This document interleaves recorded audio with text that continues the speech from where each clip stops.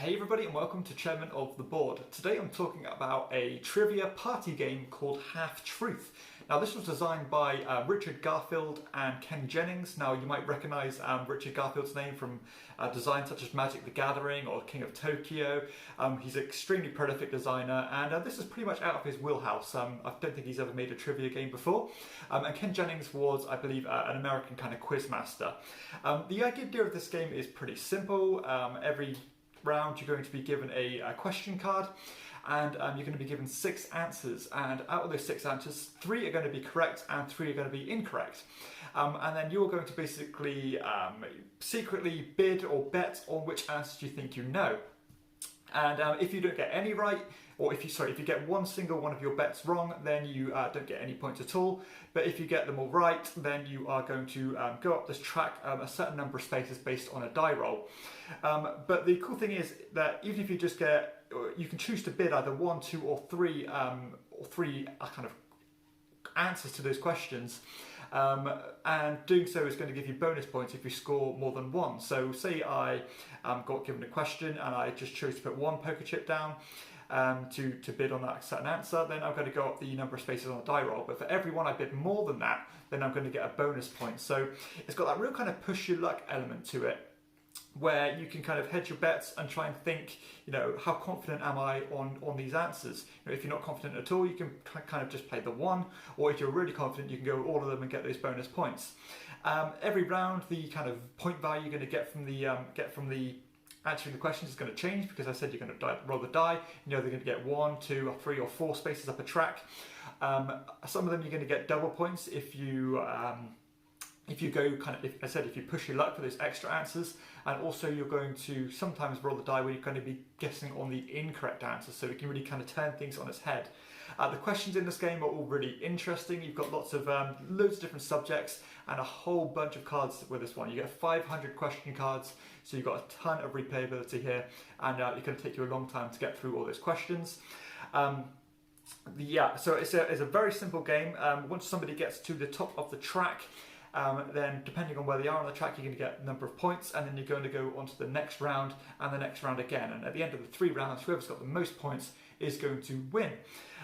The game has a great kind of, it's done a great job of stopping a real runaway leader, because, as I said, because the game is divided into rounds, you can only get so far ahead before it's reset again. So that's quite nice. You can stop someone from really snowballing, getting really far ahead. And if you have a good round, then you can catch up with the players in the lead. Now that being said, if you don't like trivia games, you're probably going to already know that this isn't for you. But for me, this one is such a good one. I mean, if everybody's playing at the same level, then everybody's going to have a good shot at winning this one, because the questions are pretty. They're pretty out there. You're probably not going to know all the answers off by heart, because again, the subject matter is so different, and the questions are pretty, are pretty hard to know the answers to. At least all 3 of the answers of each question card. But yeah, the game it's very simple. It's very clean, but it just works very well. The time investment, it takes about 30 minutes to complete those 3 rounds, which is about right.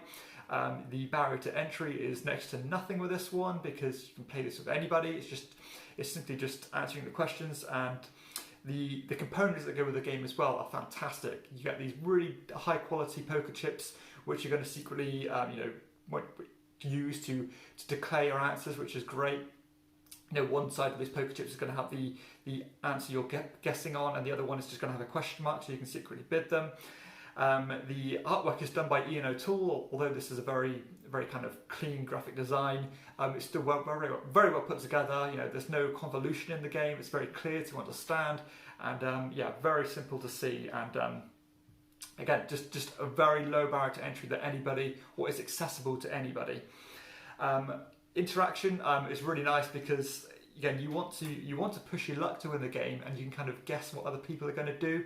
So if they're going to go all in, you can kind of hope that they kind of bust and don't get one of those questions or answers wrong, so they get nothing. And again, when you're behind, you can really kind of ramp up the risk you're putting into your answers to try and catch up with them. And yeah, it just works really well. The The progression of the game is good as well because for each round you're going to get more questions and more points depending on how far you are on the track. So if you have a good early round, you know, you've still got good chances of catching up. And yeah, it's just a really good, solid party game that I really enjoyed, and I can just see me busting this one out on many occasions with a whole bunch of different people.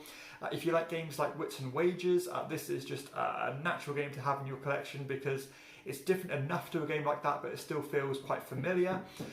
You haven't got that betting aspect to it in terms of what other people are going to guess, but you can really kind of bet on yourself to do well.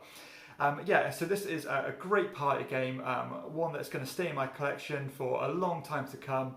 Again, you can play this with anybody, and I'll play this with my parents anytime. They both really enjoyed it. And yeah, so I really couldn't recommend this one enough. If you like your trivia games, if you like your party games, this one is a no-brainer for me. That is Half Truth by Richard Garfield and Ken Jennings. Yeah, get this one.